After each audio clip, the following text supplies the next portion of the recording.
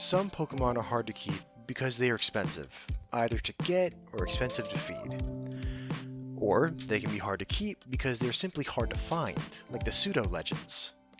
And then there are those that are just hard to keep because of their biology, and how their enclosure needs to be set up. Sandshrew and Sandslash are those of the latter category. They are so highly specialized that they don't do well when outside of that environment. But we will get deeper into that later in the guide. Hello and welcome to the Pokemon Care Guides, a series where we go through different Pokemon species and learn how to properly care for and house them. This time, we'll be talking about the desert mouse Pokemon Sandshrew and its evolution Sandslash. As the names and the slight description suggests, these Pokemon are ground-type Pokemon that live in hot, desert-like areas of the world. Sandshrew is a 2-foot-tall rodent Pokemon weighing an average of 26 pounds, with a brown-tan color that covers its upper body, while its underbelly is cream in color. Its back also looks like dry, hard, cracked soil, and it has large black eyes and small claws on its paws. When it evolves into Sandslash, it jumps up a foot in height and gains quite a bit of weight, averaging around 65 pounds. It honestly doesn't change too much in appearance, still having the same rough body shape. The biggest difference are that its back, which previously looked like the dried out dirt, now is covered with large spines that the Pokemon uses for defense. And the claws on its paws have gotten much, much larger, now being used for slashing instead of mainly for digging. Pretty formidable looking, but I'll show you that it isn't as scary as you think. Let's get into the guide and figure out if the Sandshrew line are the perfect Pokemon for you. Enclosure. So, the habitat of the Sandshrew line can get fairly confusing. And there isn't a better example than looking at the Pokedex entries for this line. It's clear that these are desert-dwelling Pokemon, as they are very intolerant of water, they prefer to dig into hard, dry soil or sand with their claws, and they're clearly designed to blend in with the desert environment. But there are reports of Sandslashes climbing trees and eating fruit, and even attacking from and sleeping in the trees themselves. So what gives? Well, it goes back to the history of the species a little. See, the Sandshrew line are originally from a desert environment. Not sure which one though. But since they are built to survive in such a harsh environment, they became very good at survival in general, no matter what environment they're in. After all, that's how we got the Alolan versions of these Pokemon. To escape a volcanic eruption, these Pokemon migrated from the desert area and gradually moved to the colder regions of Alola, slowly changing to adapt to the cold. So when people brought Sandshrew to regions where there is no desert environment, like Kanto, they survived and adapted just fine to grasslands and the drier forest areas. And that's where reports of them climbing trees comes from. And that brings me back to the enclosure. Like I said, they really can survive in any environment that isn't too damp, so no riversides or marshlands. But their natural and best environment is the desert. There's less water and it helps with their spines and claws. So that's how I'm going to describe their enclosure. Now, if you live in a hot desert sandy area, like Route 11 in Hoenn or near the desert resort in Unova, then you could honestly keep your Sandshrew or Sandslash outside. They'll make burrows in your yard, so heads up about that, but it would be the simplest way to do it. And since they really only leave their burrow to look for a mate, bask in the heat, or to attack prey, you really don't have to worry about them wandering off too much. But if you don't live in any of those places, then you'll need to build your Sandshrew an enclosure. It's going to have to be sort of a greenhouse to keep in the heat that your Pokemon will need. It should be tall enough for you to enter and walk around. That way you can go in and fix any problems that might occur inside.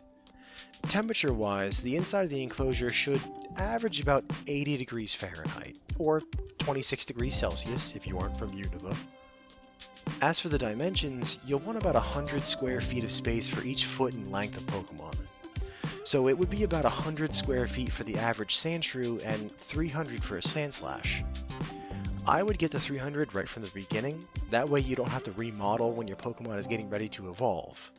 Plus, I'm sure your Sandshrew won't mind the extra space when it's younger. A bigger enclosure is seldom a bad thing. But it's not just about the area that the enclosure covers. Since these Pokemon burrow and create tunnels for a nest, you'll need to give them plenty of space to dig that burrow. So the ground should be about 8 to 10 feet deep, giving them plenty of space to make their burrow. So that is 10 feet of soil, along with another, let's say, 10 feet of greenhouse, which has to cover 300 square feet of space. It's going to be a big enclosure. You'll also want a dry and sandy soil, but not too sandy that their burrows collapse on them. Add in a few desert plants like cacti or tough grasses for decoration, and that should be your enclosure all set up. Another thing to consider is that Sandshrew and Sandslash are very solitary Pokemon. They don't really interact with other Pokemon aside from hunting or fighting, so putting other Pokemon, even other Sandshrew evolutions, in with your Sandshrew won't really be a welcome development. That's how solitary these Pokemon usually are. That being said, if you do want to keep other Pokemon in the enclosure with them, another Sandshrew or non-predatory ground type wouldn't be a terrible idea, like Hippopotas or Baltoy. The types to avoid are bug and water types. Sandshrew predate on bug types, so putting them together will just lead to trouble, and water Pokemon might be the worst type to even put with a Sandshrew. It'll absolutely hate the moisture, and with the drier environment of the enclosure, your water type won't be enjoying itself either. Honestly, it's best just to keep your Pokemon by itself to avoid any complications. Plus, if you do add in any other Pokemon, you'll have to increase the size and dimensions of the enclosure, as it was only designed to accommodate one Sandshrew line. Availability. Sandshrew and Sandslash are not hard to get a hold of, depending on where you live. If you live in Kanto, then you can just check out any of the western routes, mostly around Cerulean City, or in Mount Moon. But keep in mind, always be careful when cave exploring, and always go with a buddy. In Hoenn and Unova, you may have to take a trip if you want to catch a wild one, since they're only available on Route 11 in Hoenn and the Desert Resort in Unova. But if you can get there, then they are fairly common. The same with Johto, actually. They only appear in Union Cave near Azalea Town, but if you can get to Goldenrod City, they actually give them away as prizes at the game counter. Granted, that is very expensive unless you're good at the games. Not sure if I totally agree with giving Pokemon away to random people who are good at gambling, but they do it, so it's an option for you. All in all, there are options all around if you're willing to travel for them. As for breeders, they aren't too common of a Pokemon to breed. Housing one is not too big a deal, but building a big enough enclosure to house a breeding population can get kinda pricey. There are some breeders out there that do invest the money into it, and then there are the breeders that just live near desert areas and raise them in their yards. So they aren't too rare that you'll have a hard time finding one. It just may take a few online searches, some phone calls and emails, and you should be able to get a hold of a breeder. Care. Like I said earlier, these Pokemon are highly adaptive. Technically, they are omnivores, but that really depends on the environment they're in. If they're in their natural desert environment, then they really only eat meat, which consists of passing bug Pokemon. But when they were introduced to Kanto and Johto regions, it was observed that they would eat any fruit that they were able to get a hold of, as well as any bug Pokemon. So you could feed these Pokemon either fruit, meat, or a mixture of the two. I would go with the pure meat diet for a few reasons. One is that the shell outer carapace of bug Pokemon provides needed nutrients and minerals that help the Sandshrew grow healthily. Two is that with the fruit, it could end up providing too much moisture to your Pokemon. With the juice or water content of berries, your Sandshrew or Sandslash could end up taking in too much moisture and end up becoming unhappy. Or, if it stays wet too long, then it could end up becoming sick. With the bug meat, you'll get some water content in it, especially if you use a frozen thawed meat, but it won't be anywhere near the same amount that it would get from berries. I would recommend Dwebble meat, as it's closest to its natural prey, but those can get kind of expensive if you don't live in the regions where there are wild populations. There's not a lot of people breeding and selling dwebble out there. So if dwebble is too expensive for you, then other simpler feeders like caterpie or scatterbug might be more cost effective. Either way, you want to give them about a pound of meat every day, divided between 2 different meals. Just be sure to leave the shell or carapace on the food for your sand shrew, as that will supply them with needed minerals and supplements. Sand slash, with its increased weight and size, you'll be doubling the amount to 2 pounds of food every day. You can use the same kind of meat as before, so there shouldn't be any issues with the food when evolution eventually happens. Going back to something that I mentioned a few times in this guide, moisture level is going to be a big part of your care for these Pokemon. Not only in the enclosure, but also how hydrated the Pokemon itself is. Since these Pokemon are originally from a desert region, there really isn't a need to give them access to abundant amounts of water. They actually get most of their water from their food, and once they take that in, they retain that water very well. So if you were to give them something like a water dish, then it would just sit there until it evaporates in the heat. More than that though, you'll need to keep an eye on your Pokemon's behavior. Sandshrew and Sandslash should be spending a lot of time inside their burrow, hiding away. If they come out, they should spend a bit of time exploring, looking around, and then head back into their burrow. But one of the reasons that it would stay out of its burrow for an extended time is if the Pokemon has too much water saturation. It'll find the warmest, driest place that it can and lay there so that it can dry out. While it does have a system to deal with oversaturation, you'll still want to avoid it happening too often to this Pokemon. It can lead to multiple kinds of illness that will require a trip to the Pokemon Center to deal with. If you do notice that your Pokemon is becoming overhydrated quite often, here are a few things you can do to try and stop it before it gets to a Pokemon Center visit. Make sure that the environment of the enclosure has a very low humidity level. If you have your Pokemon living in the greenhouse-esque enclosure, then water can sometimes evaporate and get trapped in the air, which will cause a rise in humidity. A dehumidifier set up inside the enclosure should pull that water out of the air and help bring things back down to a reasonable level for your Pokemon. As well, when you feed your Pokemon the thawed meat, use a towel to dab off any excess moisture. Because of the frozen nature of the meat, you'll be getting a lot of water content when you thaw it out. So getting rid of any excess water on the outside of the meat should help keep the amount of water that your Pokemon ingests down while still letting them get water from their food. If you've done both of these methods and your Pokemon is still trying to dry itself off in the heat, then your enclosure may not be warm enough. Double check to make sure that the temperature is stable at the temperature that I recommended in the enclosure section. If it is, then try offering a warmer spot somewhere in its enclosure, either by giving it a heated rock or a heat lamp. That way your Sandshrew and Sandslash will naturally go there to dry itself out, and it can leave the increased heat if it needs to. If, even after that measure, your Pokemon is still spending a lot of time trying to dry itself out, then it's time to take your Pokemon to the Pokemon Center. That can be an indication of some kind of inability to rid itself of excess water, which, again, could lead to health problems if not taken care of. One small thing to mention before we move on to the cost. In regards to Sandslash, it's not uncommon for its spines and claws to fall out. Don't be alarmed by this, it's perfectly normal. It's just as the Sandslash digs and moves around, its claws and spines will become loose and fall off. In fact, once a year, your Sandslash will shed all of its old spines and allow new ones to grow in. This is fine, as they will regrow themselves within 24 hours of the spine or claw falling out.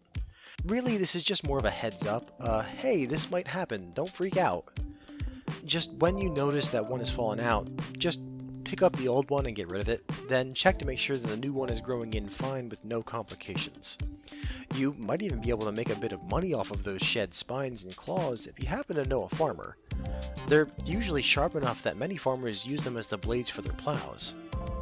From what I understand, that's how many breeders that raise these Pokemon make a little bit of money on the side. And there isn't any reason that you couldn't do that if you have a Sandslash of your own. Cost. Overall, I put the Sandshrew line in the moderate or the high category. But That is because of the prices of the Pokemon, the food, and the enclosure are all going to be different levels of expensive. So when you average it out, it comes out to be around the moderate to high category. The good news about the enclosure is that there are companies out there that have prefabricated ones. You buy one of those and they get delivered straight to you. They will install it, fill it with the correct kind of soil, and get the temperature all set for you.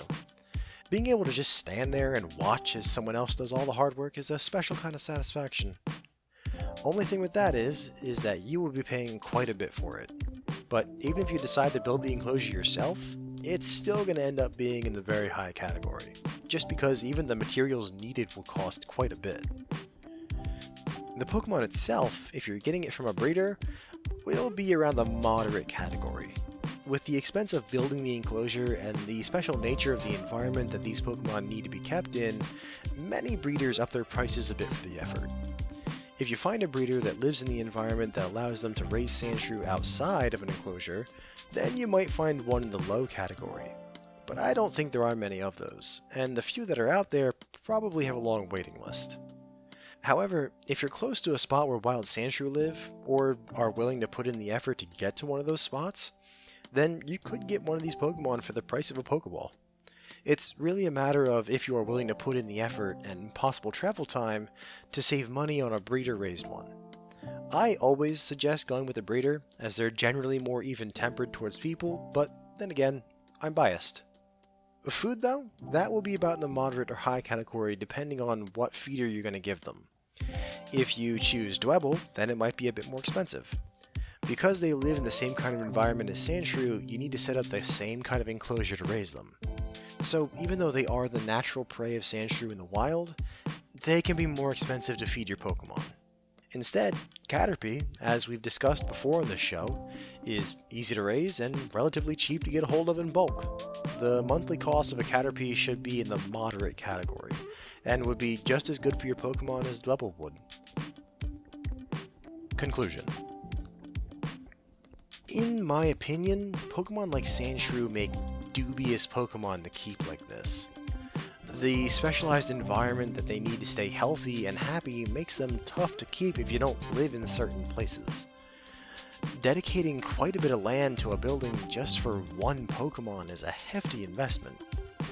Plus the fact that they don't really interact with you very much, spending most of their time in the burrow, so they aren't like cuddly and cute Pokemon that you can play with all the time. It's more of a Pokemon that you feed and then don't really do anything with. So I personally don't think I'd get this Pokemon. But maybe you heard all this and it seems great to you. After all, if you don't have a lot of time to do the upkeep for a more demanding Pokemon, or just want something that you can feed and forget about, then this just might be the perfect Pokemon partner for you. Thank you all for tuning in, everyone, and please do so again next time when we cover the interesting case of extreme sexual dimorphism, the Nidoran line. Thank you, and have a wonderful night, everyone.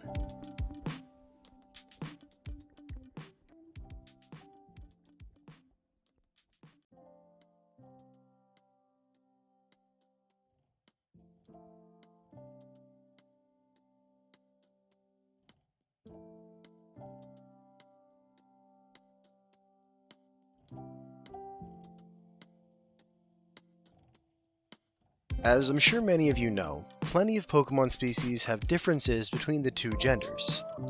A few examples of this are the change in color patterns on the Hippopotas line, the heart-shaped tail on female Pikachu, or the difference in manes of male and female Pyroars. But there is no more extreme representation of this than in the Nidoran line. The sexual dimorphism in this line is so extreme that they have developed into two almost completely different evolutionary lines. But they are still similar enough that I've decided to put all 6 of them into one guide. Hello and welcome everyone to the Pokemon Care Guides. In this episode, we will be talking about the Nidoran lines from the Kanto region.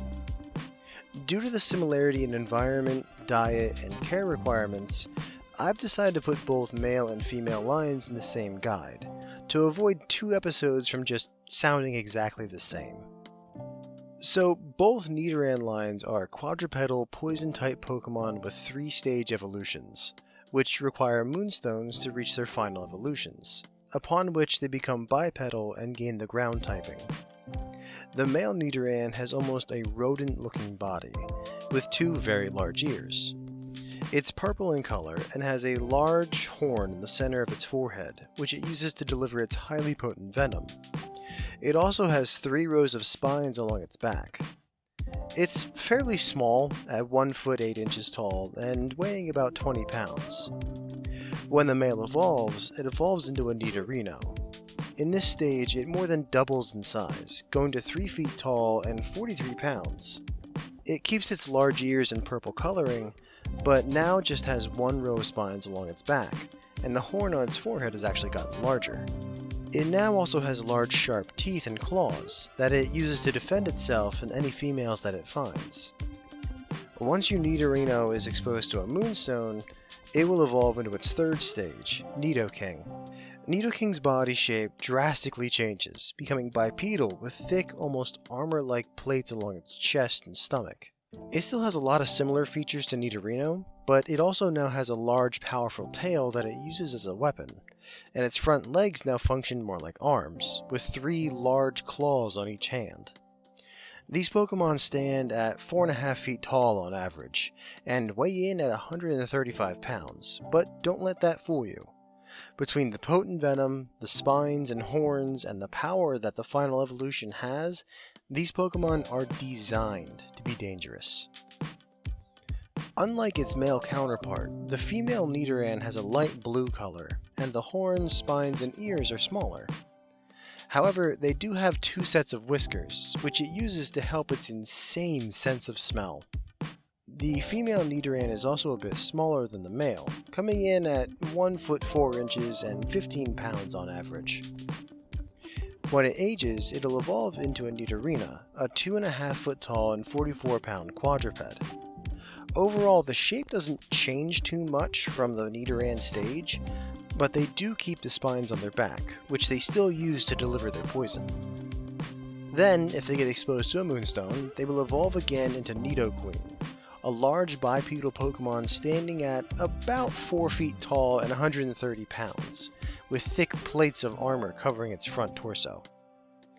The front 2 legs now change to become a pair of arms, still equipped with those large claws it had, and a powerful tail that is all muscle. It also gets its horn back, using it and its spines to deliver its potent poison, usually to protect its family. As you can see from this intro, both genders of Nidoran are so similar, yet they act and function so differently.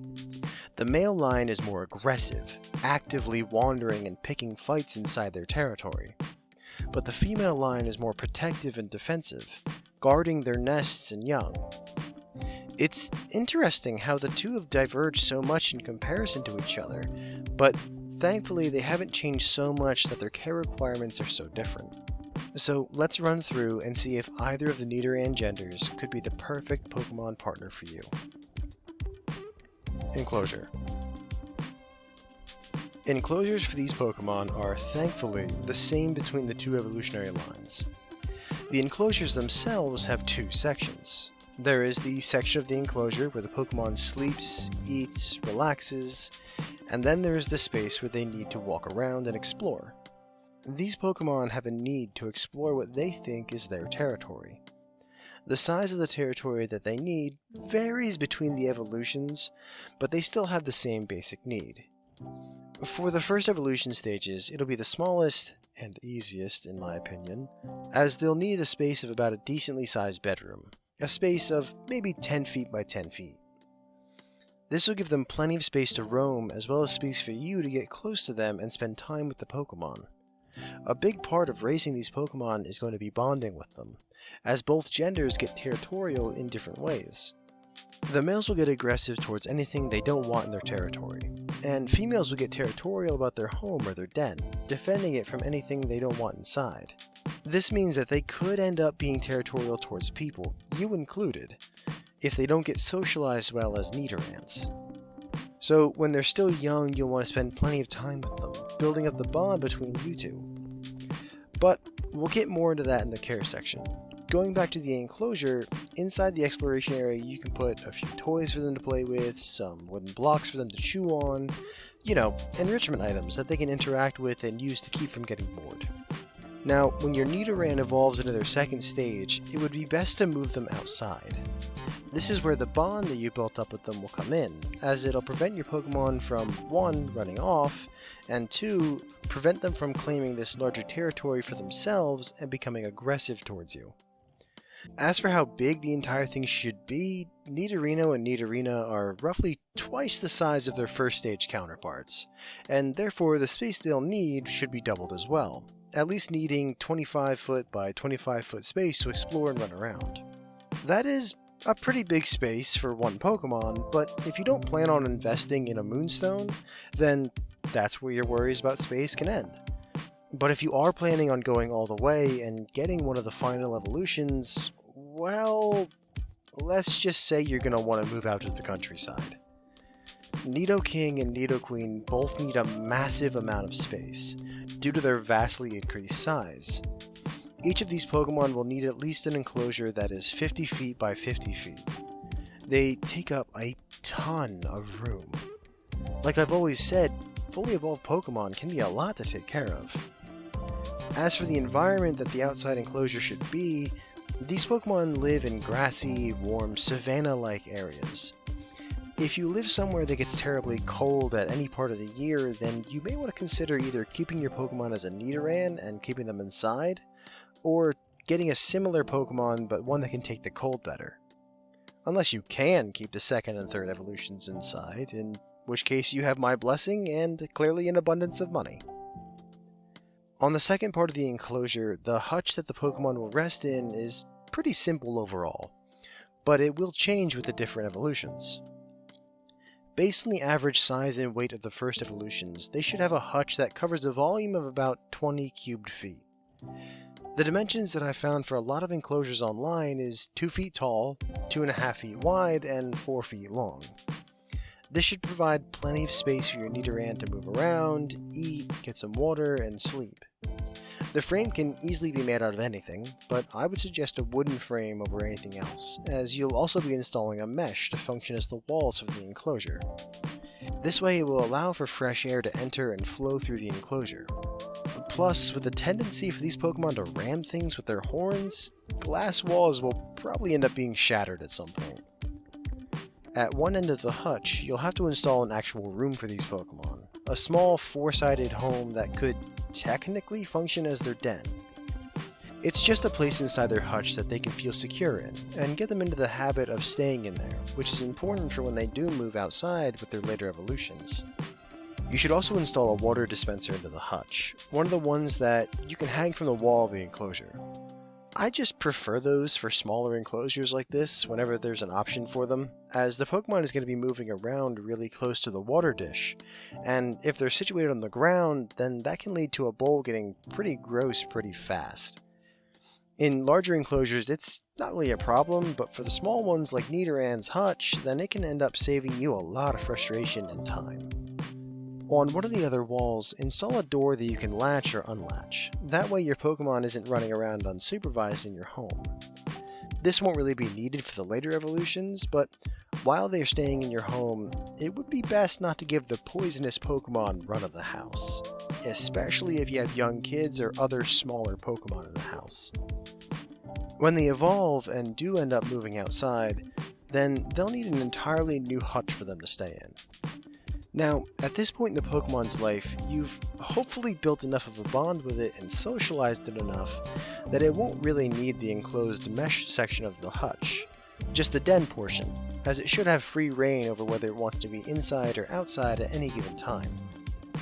As for the dens themselves, they'll really be more like sheds due to the size of these Pokemon. The middle evolutions will, of course, need the smaller of the outside hutches, but it still comes in at a pretty sizable place, needing to be a minimum of at least 100 square feet, giving them plenty of room to move around without bumping into things like their bed, their food bowl, or the walls.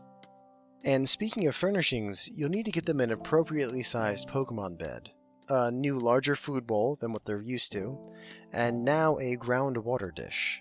They won't be spending a lot of time in here unless it's bad weather or they don't feel good, so keeping it clean shouldn't be that big of a frustration.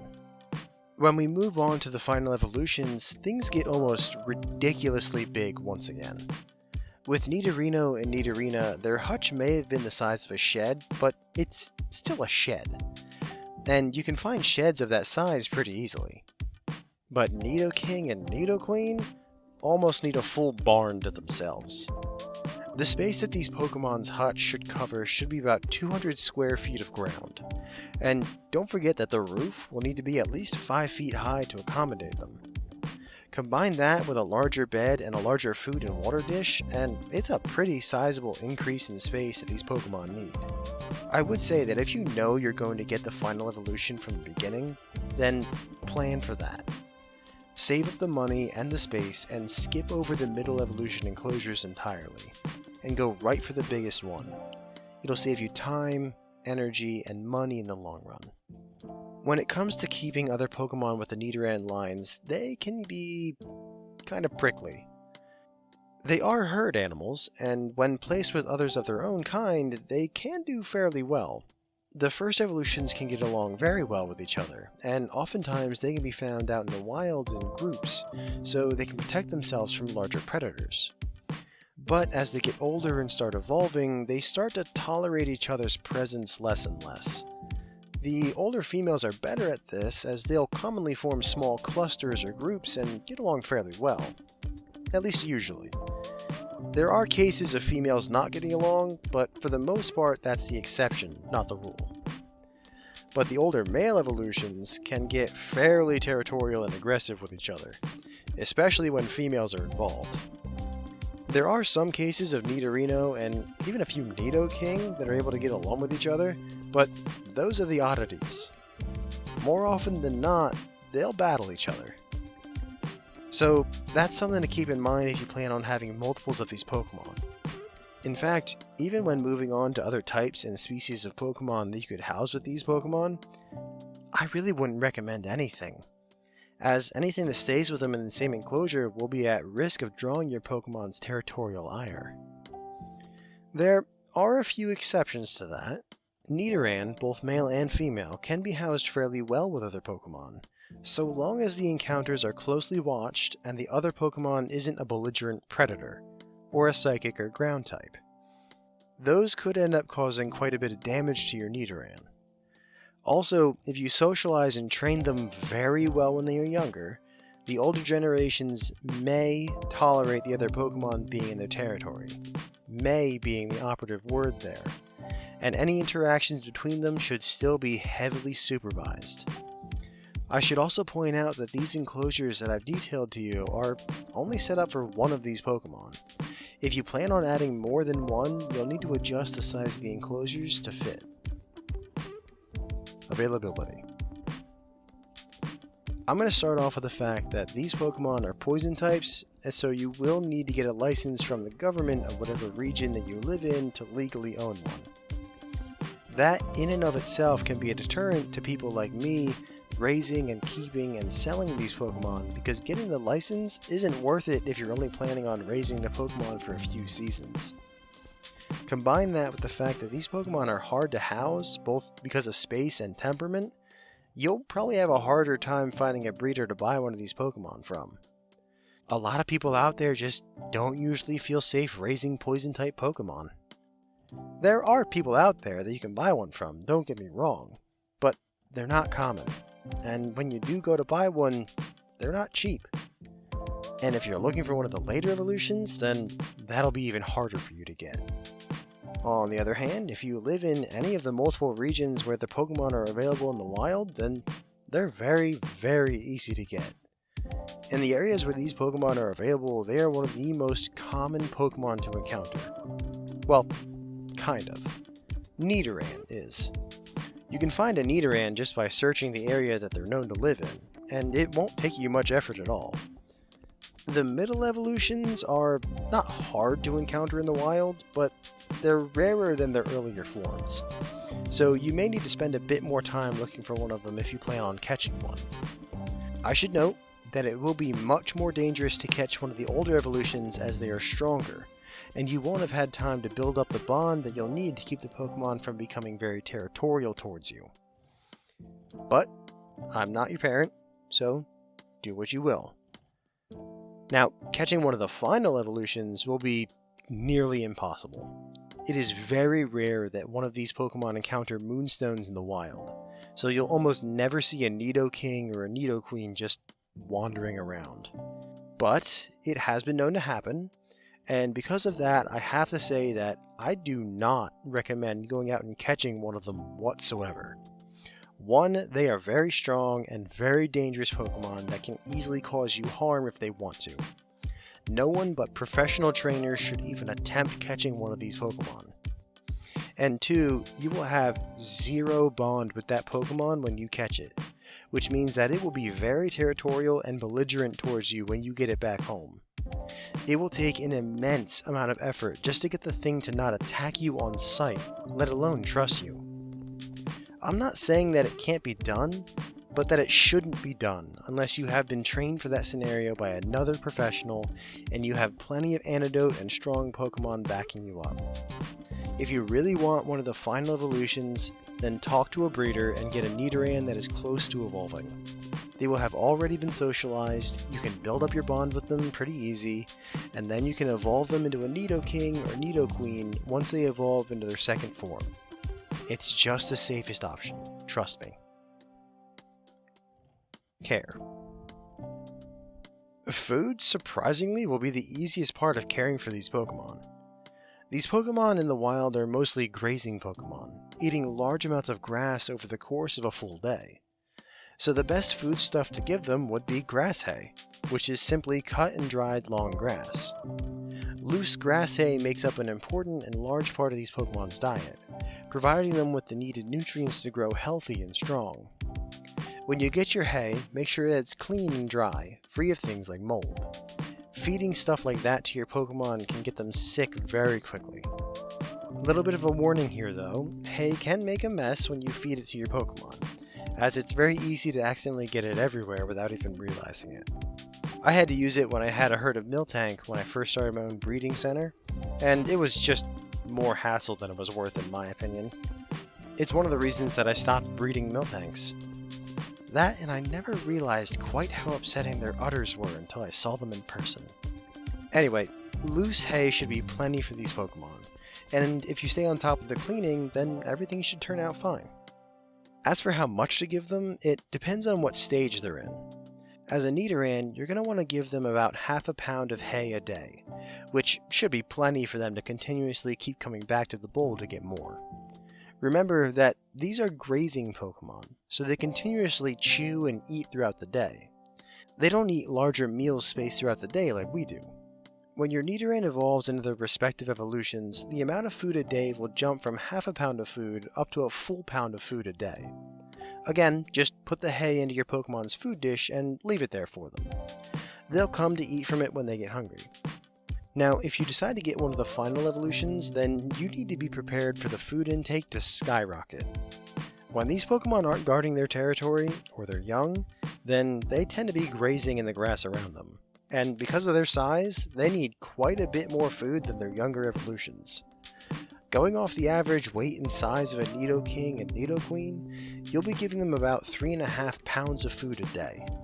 That's not terrible, because the cost of a hay bale isn't that much, but it does represent a substantial increase in food intake from the previous evolutions, and if you aren't prepared for it, then it can catch you off guard. But surprisingly, despite the territorial nature of these Pokemon and the sheer size of the final evolution, they're not that bad to feed and take care of.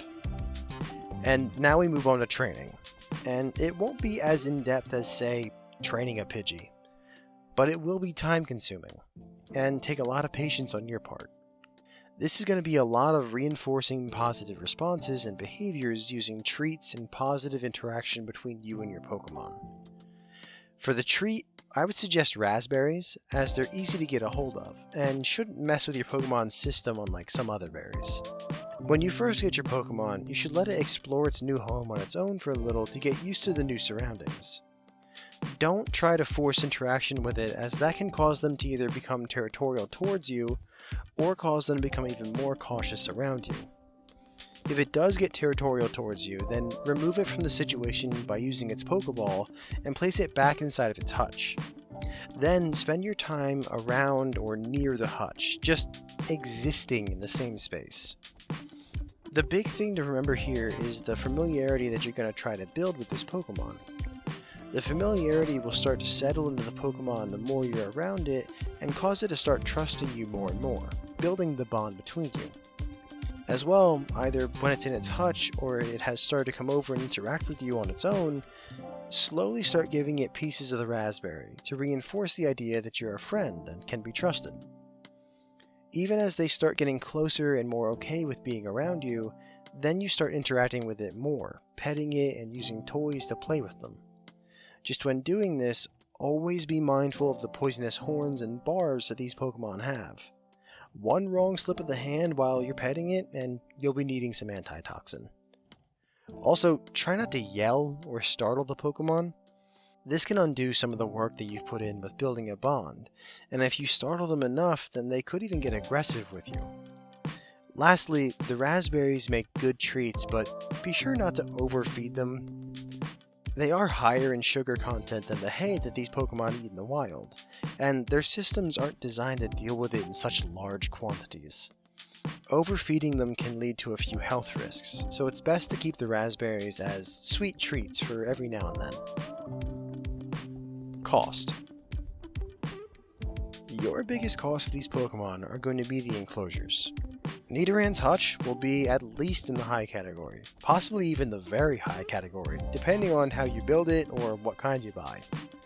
And the later two evolutions, their hutches are absolutely going to be in the very high category, as they're essentially just very large sheds. Add in all the stuff that you'll need inside those hutches, like the Pokemon beds, the feeding bowls, the water dispensers, and the bill for all of these are going to start to add up quickly. And that's not even talking about the outside portion of the enclosures that these things need. Getting a hold of the kind of land that the later evolution stages will need won't be cheap. Believe me, I had to buy quite a large parcel of land myself when I moved to Sinnoh, and it cost me a pretty penny. So if you plan on getting any of these Pokemon, then you had better plan on spending some money on housing them as well. Talking about the Pokemon itself, it can go either way, with it being either really expensive or really cheap, depending on how you plan on getting it and how much you're willing to pay for it. If you want to catch one in the wild, then that's about the cheapest you can get. And like I said earlier, there are plenty of regions that these things are available in. Even if you live in a region that doesn't have a native population of these Pokemon, a couple Pokeballs, a round-trip plane ticket, and it shouldn't cost you more than a moderate amount if you do it right. But catching a wild Pokemon does mean that you're going to need to put in a lot more work in the training department to get it to trust you. And if you decide to try and catch a Nidorino or a Nidorina, then it might take you some time to find one and actually catch it. But if you decide to go with a breeder, then things will get more expensive. As I said earlier, there aren't many people who are willing to raise and breed a territorial poison-type Pokemon like this. But there are some out there, and you'll be paying in the high category for a Nidoran, and in the very high category for a middle or final stage evolution. The benefit to this is that these Pokemon you get from the breeder are going to be already socialized with people, and it'll take a significantly less time for you to form a bond with them. So it's really a matter of how much you're willing to pay to make things easier for you down the line. Food is the one spot that you won't be spending above the very low category in. Hay bales are cheap to get a hold of, and you could easily find one that weighs 40 pounds or more within that price category. Most farmers bale hay for their own Pokemon, and a lot of those farmers are willing to part with any excess that they have for a pretty modest fee. The only way that I can see this going up in price is if you order your hay to be shipped in from somewhere else, or if you order some exotic special brand of hay. Conclusion. If it weren't for the territorial nature and the poison typing of these Pokemon, I'd say that they were an example of a great family Pokemon. They're not complex to feed, bonding with them is relatively easy once you know how to do it, and unless you deliberately introduce a Moonstone to the equation, they don't get ridiculously large and resource intensive. But their typing and their temperament cause me to say that these Pokemon probably shouldn't be around children, and that they should be raised by people that have at least a little experience when it comes to raising Pokemon like this. It's really a shame. They are such easy creatures to care for once everything's in place, but getting everything in place requires an experienced hand. But if that experienced hand happens to belong to you, then these Pokemon could absolutely be the perfect Pokemon partners for you. Thank you all for listening, and please join us again next time when we cover the strange moon-connected Pokemon, Clefairy, and others in its evolutionary line. Have a wonderful night, everyone.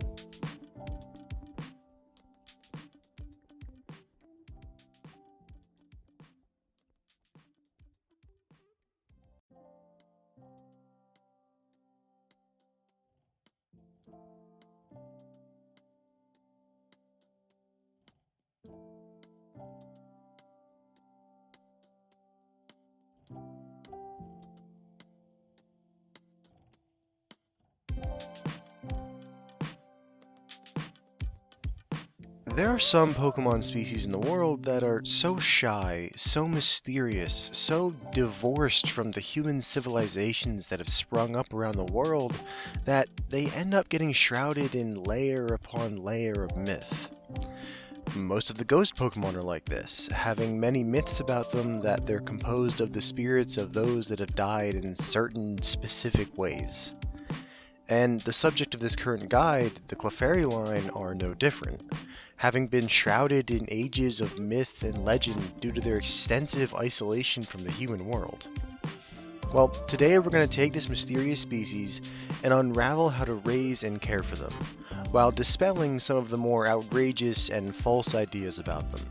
Hello, and welcome to the Pokemon Care Guides, where we go through how you would acquire, raise, and interact with different kinds of Pokemon species in your own home. Today, we'll be going over one of the more mysterious species that lives in the Kanto region, the Clefairy line. The Pokemon that are in this line are very shy and reclusive creatures, often preferring to remain high up in their mountain homes where it's hard for people to get to them. This has led to very few people even catching one of these Pokemon, and why for so long they were incorrectly classified as a normal type Pokemon before the fairy typing was discovered. But with the better advances in technology and the work of a few dedicated breeders, we're starting to really get a handle on how to care for these Pokemon and what they need in order for them to be well taken care of.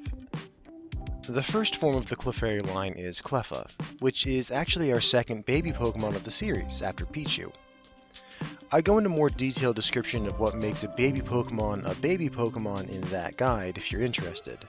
But in essence, a baby Pokemon is a stage in the evolutionary process that, for whatever reason, has underdeveloped capabilities compared to other Pokemon of the same age. Like how a Spheal and a Cleffa, when hatched at the same time, the Spheal will be much more able to care and handle itself than the Cleffa would. This can lead to issues, such as how Pichu shocks itself when it uses its electrical power, or it can simply lead to an inability to defend itself, like Cleffa and Igglybuff. Cleffa itself is a small bipedal Pokemon with a pink star-shaped body. It has two small black eyes and large brown ears that sit on top of its head, pointing out like 2 points of the star. Behind it is a small curled tail, and it has a small curl of hair on its forehead.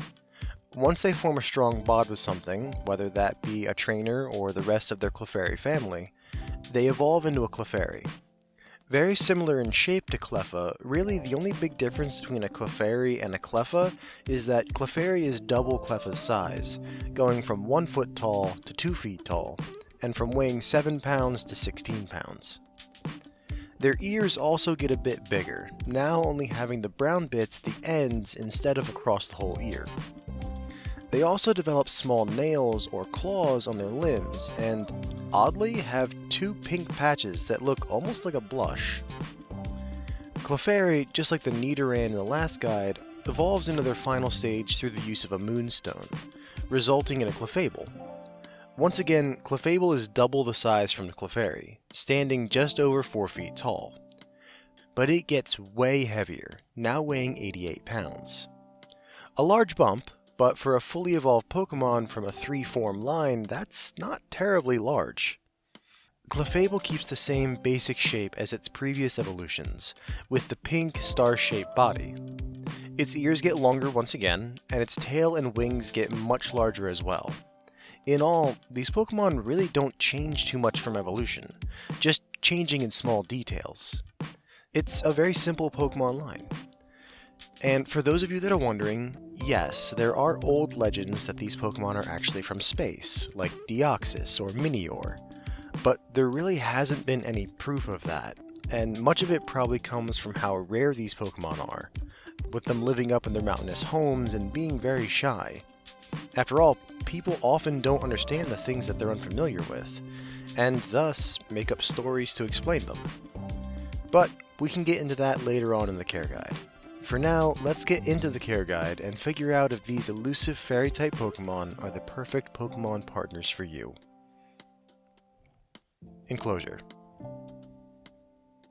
Unfortunately, finding out details of how to care for these Pokemon is a difficult process. They're not common Pokemon for people to have, and are very difficult to observe in the wild, leading to a shortage in details of these Pokemon's care. After all, for the longest time, we had mistyped these Pokemon as normal types, when they're in fact fairy types. So, needless to say that the care for these Pokemon has quite a few holes in it. But that's not to say we don't know anything. We do know that these Pokemon live in mountainous areas usually, places like Mount Moon, Mount Cornet, and Mount Hokulani. Forgive me if I mispronounced that, people from the Alola region. I'm very sorry if I did. The thing is, they don't live in mountainous regions because that's the best habitat for them, like the Charmander line does. They actually live there because they are a very shy species, and prefer places where the human population can't reach them easily. They honestly could live in almost any environment so long as they have a few necessary details. One is that they need a secluded area that won't get much foot traffic from people and other Pokemon. When I say that these Pokemon are shy, then I really mean that they are shy, to the point that other people will probably not believe you right away that you have a Clefairy line Pokemon. Putting them in a place where they will constantly be coming into contact with people and other Pokemon will do nothing but stress your Pokemon out and make it start looking for new places to live. So instead, you'll want to set up their enclosure somewhere away from their home, as far away as you can get on your own property. Unfortunately, that does mean that the only people that can really get and care for these Pokemon are those that have the space for them. City life is out of the question for these Pokemon, and even the suburbs is still too cramped. If you're going to follow this guide to care for your Clefairy line evolution, then you'll need to live somewhere out in the country, where you have plenty of land to put their enclosures on. And even then, I would plant quite a few trees around the enclosure area, which will act as a natural barrier, blocking the sight of other Pokemon and people as they move around your property. As for the enclosure itself, this is where things tend to get a bit sticky. We aren't entirely sure how they live in the wild. I mean, yeah, we know they live in the mountains, but we aren't sure if they make nests in caves, or if they live in trees, or if they construct their nests out of material they find in the wild.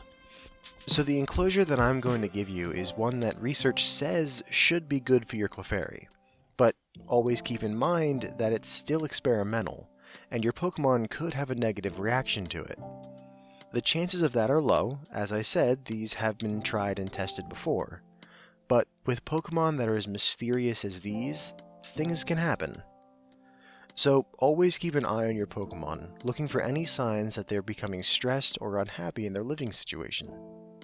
The first thing that we're going to be covering is the housing. From the research that I've found, the enclosures for these Pokemon aren't too different from your average small child's room. Of course, I'm going to recommend getting a shed to act as their home. They just function so well as that. And the size of it will depend on the evolution that you have. For Cleffa and Clefairy, the requirement is nearly the same, a shed that is 10 feet by 10 feet at minimum. You could go a bit bigger if you wanted to, but you will need at least something of that size to accommodate these Pokemon. If you intend on getting a Moonstone and evolving your Clefairy into a Clefable, then you'll need to get a shed that's a bit bigger in scale, increasing to 15 feet by 10 feet. I know it doesn't seem like that big of an increase, but the Clefairy line is one of the few rare evolutions that doesn't get a massive increase in size when it comes to the final evolution, so it doesn't need that much more room than its previous forms. If you plan on getting a Clefable from the beginning, I would recommend doing that right away. That way you aren't paying for the upgrade when the time comes. As for decorations, again, that's pretty much a mystery. They'll definitely need a Pokemon bed that's rated for their size, and basic stuff like a food dish and water dish. Since this is really our first human-ish Pokemon, meaning that they have 2 arms, 2 legs, and a head, plenty of people can feel kinda weird about just putting the dishes on the floor, or even using dishes in general, which I get. I get weird doing that with my Leavanny. A good solution to this is getting them a small table, like a side table that you would have in your living room, and then placing the food and water on that. It would prevent your Pokemon from having to stoop down awkwardly to get a drink of water and eat, and it removes the weirdness factor from the interaction. But besides those few items, the decoration is really up to you. There has been some evidence shown that they like soft, plushy things, but I'm not sure if that's the species themselves that really does like that, or if it's just the natural inclination of people that go, oh, it's a fairy type, it must like all the girly pink fuzzy things. So decorate their enclosure how you see fit, but keep an eye on them in case they don't seem to like something that you put in. The next major part of this Pokemon's enclosure is going to be a bit weird, as we haven't had a necessity for a Pokemon this esoteric before. Somewhere near your Pokemon's home, you'll have to have a clearing for them where they have an unobstructed view of the night sky, especially where they'll be able to see the full moon when it's out. It's not entirely clear why they need this, but it has been shown to negatively affect their mental development if they don't have it. This is because on nights with a full moon, these Pokemon are famous for appearing in clearings or along the edges of lakes and dancing in the moonlight. This is actually when the majority of people see them in the wild, and it's most likely the basis for the rumor that these Pokemon are from space. And so, getting back on topic, you'll need to have a clearing near this Pokemon's home that it can go out to and dance in the moonlight. But that clearing also needs to be kind of secluded, because if it notices any people around, then it'll run back to its home. Like I said, these Pokemon are very shy, which is why a big part of caring for them is going to be getting them to trust you.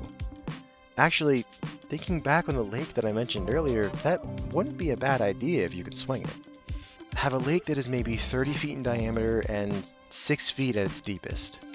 It would provide an excellent place for them to do their moon dances, giving them a good source of water as long as you make sure that the water stays clean, and you can stock it with some simple water-type Pokemon as well. Heck, a few Clefable sightings even say that they like to use their wings to bounce and dance on the surface of the water, so it might really be a good idea to install a lake if you can. But that was just an idea that I had based on the information I found. Plenty of the sightings of these Pokemon and a few of the experimental enclosures I found just have the open area being a grassy field. It will honestly be up to your personal preference and what kind of space you have available. As for the Pokemon that you can house with the Clefairy line, one obvious answer is more Clefairy line. These Pokemon are often sighted in groups or packs or whatever a group of fairy-type Pokemon are called. A flutter, maybe? Well, these Pokemon clearly live together in the wild, and gather together under the full moon to perform their dances with each other. So they are very social creatures with each other. And as I mentioned earlier, simple and calm water-type Pokemon like Magikarp and Feebas are great choices to put in the pond if you do end up going that route. Really, what you want to house with them are calm and solitary Pokemon. Things that won't bother them and leave them to their own devices. You should avoid most poison and fire types, as they often have negative effects on their surrounding environment, and those effects have bigger detrimental effects on fairy types. Dragon and dark types are bad ideas, but for the opposite reason. A lot of dragon and dark types are very territorial and antagonistic toward other Pokemon, and if they end up picking a fight with any of your Clefairy line, then it won't end well for them. Grass types might be a good fit to house with these Pokemon, depending on the species, of course. They might help the health of the secluded woody area that you've made for your Pokemon, and many of them are very laid back and relaxed, so they shouldn't stress out your Clefairy line Pokemon overly much.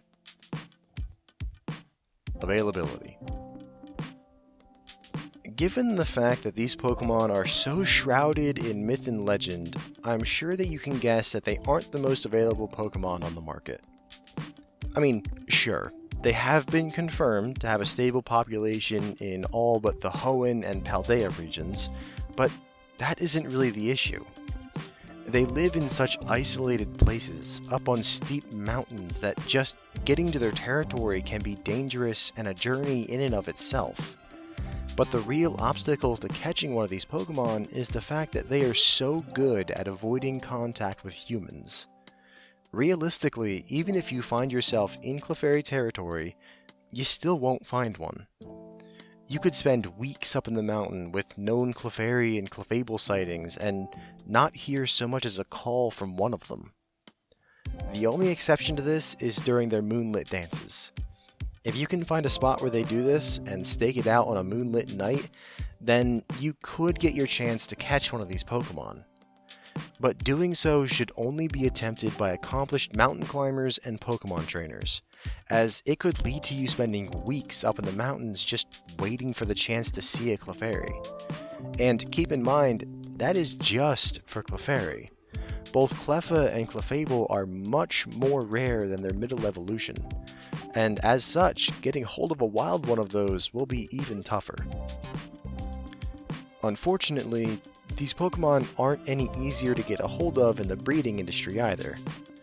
Due to the difficulty in just acquiring one of these Pokemon, getting enough to sustain a breeding population large enough to start selling them is almost unheard of.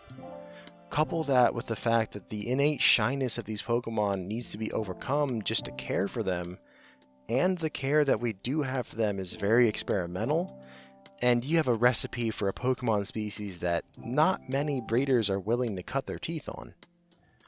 I believe there is one breeder who manages a full Clefairy farm in the Kanto region, and possibly one in the Johto region as well, I think near Goldenrod City.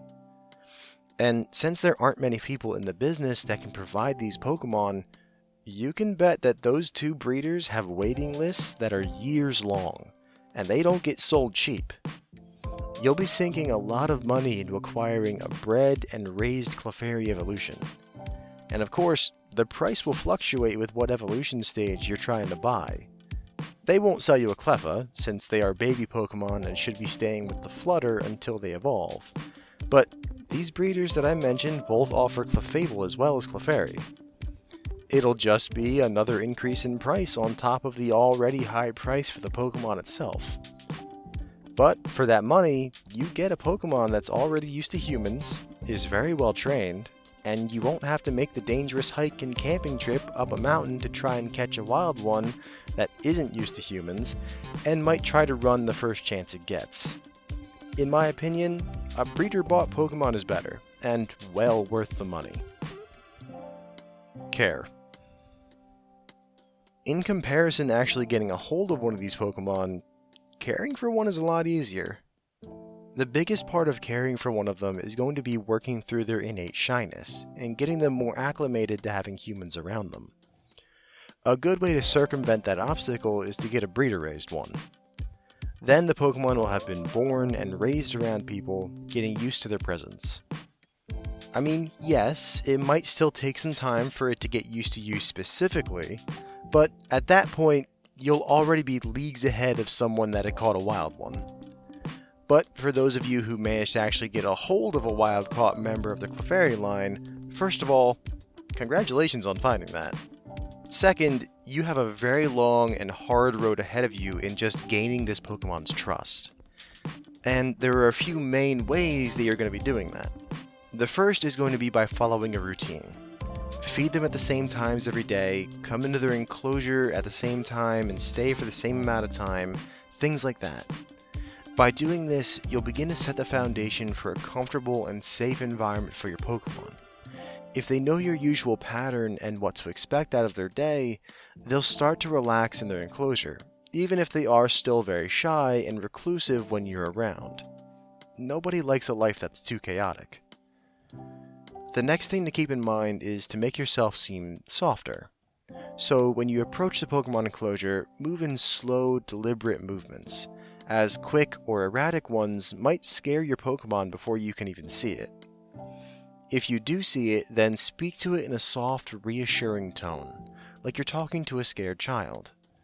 Reassure it that it's okay, you aren't there to hurt it, and that you would like to be its friend. Even if the Clefairy line can't understand your words, the soft and comforting tones of your voice should still carry your message across, or at least not scare it anymore. Try getting closer to it to see if it will allow you to come closer. If it runs off, which is the most likely outcome in the beginning, then don't get upset or scold it. Moving away from you is perfectly okay, and if it happens, then don't chase it down. Stop, turn your back, and leave. This shows that you don't mean to harm it and were simply curious. Another thing to do is to try and play with it. I know that seems kind of counterproductive, with it running from you whenever you try and get near it, but when you come to feed it, which we will get into, bring along a few toys with you. Things like balls, rubber toys, things that sparkle and jingle. Those are the kind of toys that'll get their attention the most. So when you arrive at their enclosure, try to use them to draw the Pokemon out and get it to interact with you. Once you get it to understand that you're not a threat to it or its territory, then you should see it start to take an interest in the toys. Remember, soft movements and tone of voice are going to be how you get them to start trusting you. So don't do stuff like throw the toys or shout to get their attention. Let the Pokemon come to you and decide that it trusts you enough to play with you on its own. The last thing that could get your Clefairy line Pokemon to start trusting you is food, which you'll be doing anyway. The act of you bringing the Pokemon food to eat will naturally, over time, cause the Pokemon to start warming up to you, as generally in the wild, only those of a Pokemon's pack or family would share its food with them. So by doing this, you will essentially become part of the Pokemon's family. As for what to feed them, these Pokemon are vegetarians, so it's going to be another berry diet. Now what they actually eat is still a matter of debate, but there are a few diets that have been theorized and put into practice by the breeders that I mentioned before. These mostly include berries that grow in mountainous regions, such as the apricot, the waper, or the cherry berries. The amount will, of course, differ based on what stage your Pokemon is in. Cleffa will take the least amount of food, being a baby Pokemon. I would like to reiterate my point from the Pikachu Care Guide that you should not be caring for a baby Pokemon unless properly trained, as they are very immature and need special care requirements. Removing them from their family of Clefairy and Clefable in the wild could have lasting damage at the Pokemon's psyche, and should never be done except in a few outlying circumstances. And no self-respecting breeder should ever sell a baby Pokemon to you, instead keeping the Pokemon with the family so that it can grow up correctly. But if you happen to find yourself in the position of having to care for a Cleffa, then you will be giving it 1 cup of food a day, spread out between 3 different meals, breakfast, lunch, and dinner. That may seem like a lot, but due to this Pokemon's status as a baby Pokemon, it's growing and developing at a rate faster than non-baby Pokemon, so it'll need more food than those Pokemon. Also, remember to slice any of the bigger berries for these Pokemon into smaller chunks. It just makes it easier for them to eat, as both the apricot and waper berries can have skin that's too thick for them to get through. Luckily, this amount of food does go down somewhat when it evolves into a Clefairy. As a Clefairy, it doesn't need as much food to grow and develop, so we're going to cut out the lunch meal. Instead, the breakfast and lunch meals are going to be increased in volume. Now you'll be giving them 1.5 cups of food with every feeding. You also won't have to slice the berries anymore, as Clefairy will be able to get through the skin of the berries with ease now. And for those of you that are planning on going further up the evolutionary line, the only thing you'll have to worry about with the Clefable is upping the food that you give your Pokemon in the 2 meals, now giving them 3.5 cups of food at breakfast and dinner. All in all, not bad for a fully evolved Pokemon. And remember, you will be using this to bond with your Pokemon. So while giving your Pokemon food may seem like a simple part of the process, it really could go a long way with these ones. And then, really, the only last part of the care section for this guide is going to be enclosure maintenance. Stuff like trimming the grass, making sure that the trees don't grow out of control, keeping the pond clean if you do happen to use that, stuff like that. Just keep in mind that using machinery like a chainsaw or a lawnmower will absolutely startle and scare off your Pokemon from being around you, unless they're used to the noise already. Even then, if they are used to it, they may still not like it, as fairy types tend not to like machinery and especially gas-powered ones. It's the weaknesses to metal and poison types. So you may have to do things like use shears and a non-mechanical lawnmower to mow the grass. Cost. This Pokemon is going to be expensive to get a hold of.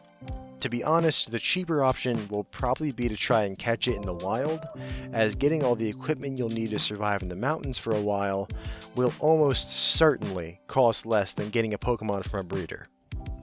Everything you'll need, like a tent, spare clothes, a backpack, good boots, will probably set you into the high category, maybe the very high category depending on what brand you decide to get.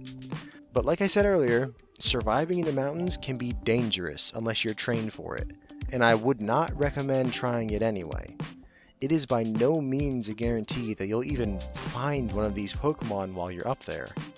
So, while yeah, it's more expensive, getting one from a breeder will be better and faster in the long run, unless you are extremely lucky. Clefairy and Clefable both will be well within the very high category though, thanks to them being so rare. Clefable will cost a little more than its pre-evolution, but at those prices the difference can tend not to matter. Cleffa I can't put a price on. Any breeder that has them shouldn't be selling them, so the price doesn't matter. The enclosure price will depend on where you live and if you have some of the elements of it already. Do you already live out in the countryside where things are already kind of isolated? Cool, the price just went down. Do you have a large wooded yard with a secluded corner all set up already? There's another price drop. So really, this price can be anywhere between moderate, where you just need to get a few things for the Pokemon's enclosure to get things ready, to very high, where you live in a packed neighborhood and need to move out to the country somewhere. It really is just that big of a mixed bag. Food is the one place that you're going to get a bit of a break in the wallet. Thankfully, these Pokemon are herbivores. Those diets tend to be a lot less expensive than carnivorous diets. The berries for these Pokemon's diet shouldn't be too expensive, especially if you can buy their food in bulk and keep it frozen. Cleffa and Clefairy's foods will be at different ends of the moderate category, and Clefable will bump you up into the high category, but just over that line. Conclusion. I'm just going to say it, I don't think the Clefairy line make good household pets. Sure, they're cute, and if you can bond with them, they can apparently be very friendly. But there are just so many roadblocks to getting to that point. Getting one is very prohibitive, whether it be the price of buying one from a breeder or just trying to find one in the wild. Then once you have one, it pretty much needs to live separate from you completely, and they are so shy that it's going to take a lot of time and effort into gaining their trust. It's just a lot to handle, especially if this turns out to be your first Pokemon. But for those that are willing to put in the effort and the money, these Pokemon can be good Pokemon to have, and it might just end up being the perfect Pokemon partner for you. Thank you all for listening, and please join us again next time when we cover the Fire Fox Pokemon, Vulpix, and its evolution Ninetales. Have a wonderful night, everyone.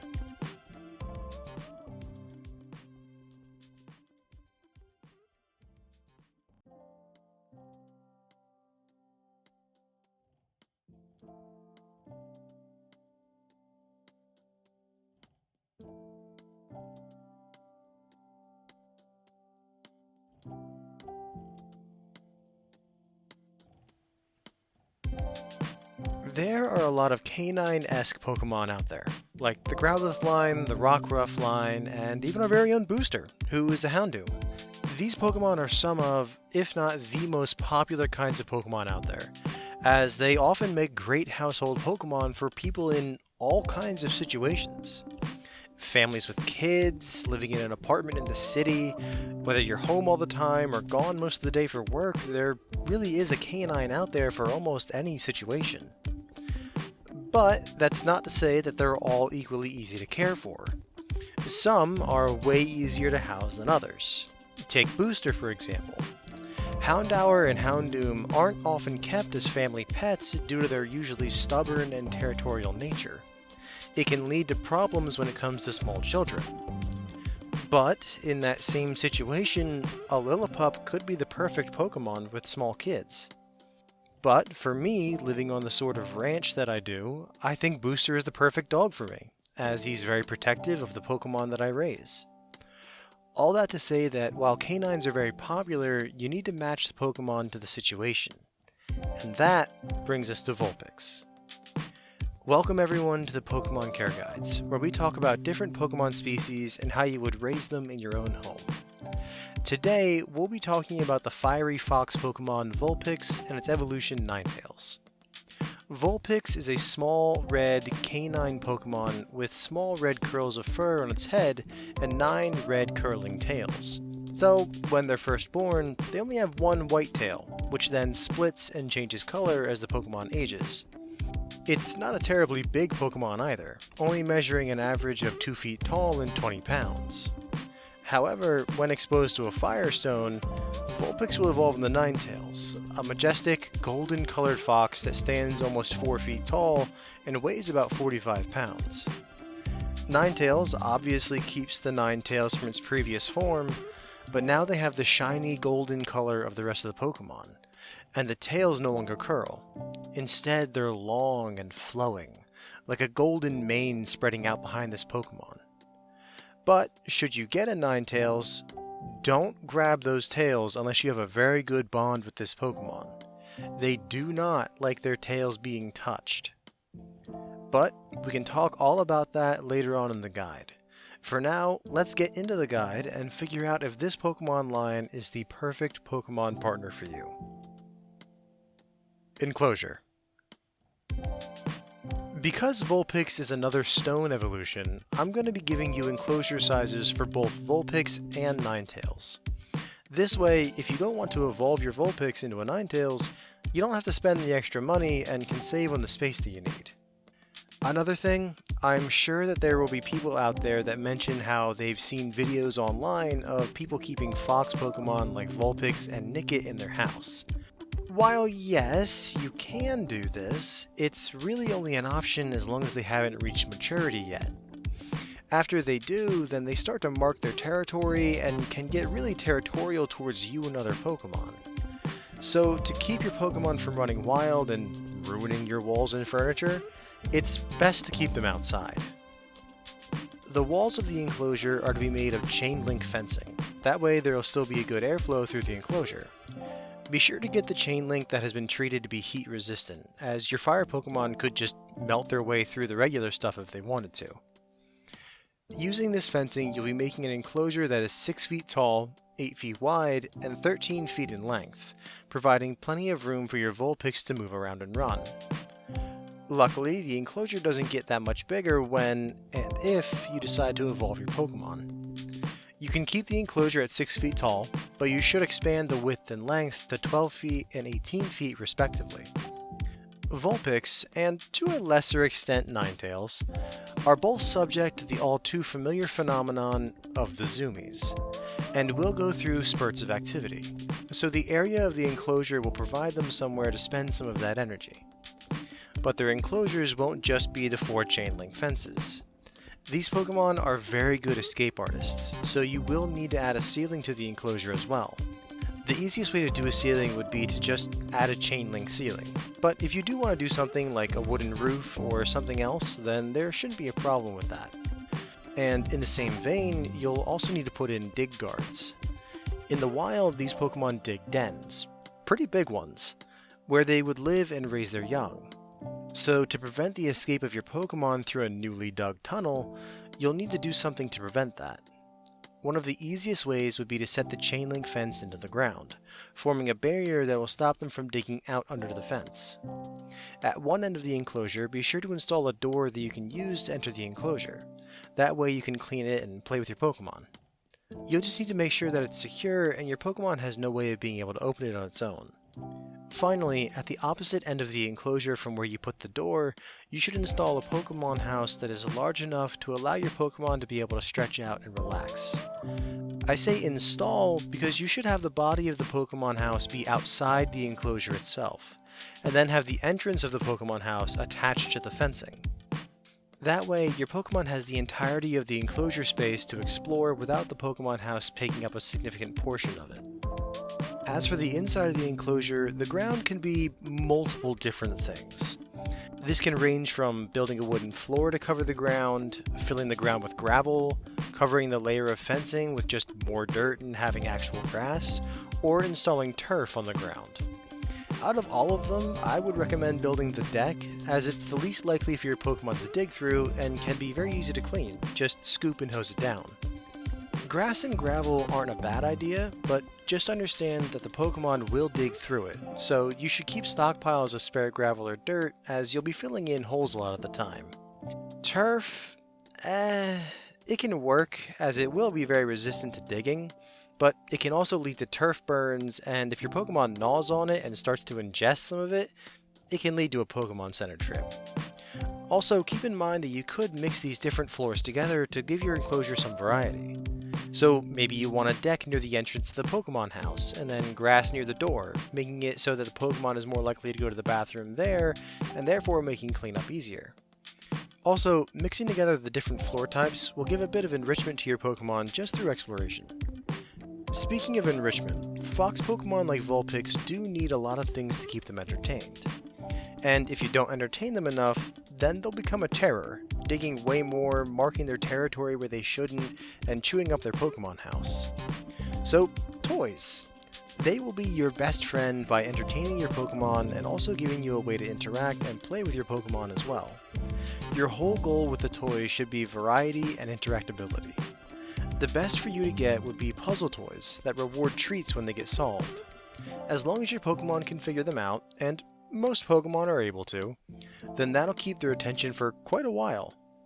Other good toys are ones that you can hang from the ceiling, like tied off tires or rattles.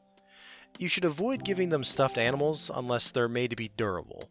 Giving them anything that's stuffed will only lead to them getting ripped open and the stuffing getting everywhere and swallowed. You should also get a water dish and a food dish, but make sure they're one of the heavy stone ones. That way your Pokemon doesn't use them as toys and destroys them. Believe me, it's a pain when your Pokemon destroys their food and water bowl, and you only find out as you're going to give them food or water. Booster. But yeah, in all, it's not that bad of an enclosure for you to have to put up. The biggest requirement is mostly space. As for Pokemon that can be housed with the Vulpix evolution, I would keep it away from small prey Pokemon. Things like small bug Pokemon, small flying type Pokemon, small grass type Pokemon, really anything that's small enough that your Vulpix evolution could reliably hunt it and eat it should be kept away. So the obverse is also true. Large Pokemon could be fine alongside this Pokemon, so long as they don't have a territorial or aggressive temperament. Something like a Kangaskhan or maybe a Mudsdale. They tend to be pretty calm for most of the time. I know the only thing that freaks out Landslide, my Mudsdale, are plastic bags. I don't know why, but they just spook him for some reason. So large, calm Pokemon would be good. The best that you could have with your Vulpix line would be another canine line. Growlithe, Rockruff, Fido, all of those lines actually do well with the Vulpix line. They're very similar in temperament, and the younger of the Pokemon will actually adopt the habits of the older as they age together. It really does work out well. Just keep in mind that the enclosure size I gave you before was only designed to house one Pokemon. If you plan on keeping another Pokemon in that enclosure, you'll have to make it bigger to accommodate the other Pokemon's needs. Availability. Vulpix and Ninetales have a very weird availability.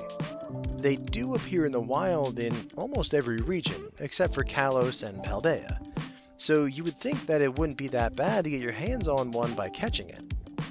But while they do appear in those regions, it's often only in specific places, like the exterior of Mount Pyre in Hoenn, the Abundant Shrine in Unova, or only Routes 7 and 8 in Kanto, which is its home region. You would think that a Pokemon line that's able to spread around the world like that would also be able to spread farther than just 1 or 2 spots per region. But my personal thoughts on it aside, if you do want to get a wild-caught Vulpix, then you could find one in your own region most likely, unless, of course, you live in the Kalos or the Paldea regions. Depending on where you live, however, it could be a bit of a journey until you get to the right place. And that's just Vulpix. Ninetales, since they're a stone evolution, don't happen in the wild that often. Some Vulpix go their entire lives and never evolve simply because they never come into contact with a Firestone.